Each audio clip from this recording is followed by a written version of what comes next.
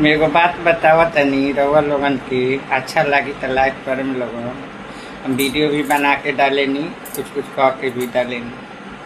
कहे के मतलब बा जेकरा के रउआ लोगन भलाई ना सोचे तो बुराई भी ना सोचे के चाहिए। ऐसे बुराई सोचला से का होला, झूठ है सच बोलला से, राजनीति खेलला से का होला रउए जाने। झूठ सच बोले तो कोई ना जाए, लेकिन ऊपर वाला एगो देखे। ऐसे अपन ईमान खराब ना करके भलाई जेकरा के करे के हो तो भलाई कर, लेकिन बुराई मत सोच। आ दूसरा के कुछ कहे का पहले अपना दिल में झाँक के देख ली हमारा दिल कैसन बा, हम केकरा का कहते तो दूसरा के झूठ सच लगा। लेकिन आँख से देखल, कान से सुन, बात के माने के बाद क्योंकि झूठ सच कहला के बात नहीं खे माने के आ शक नहीं खे करे के।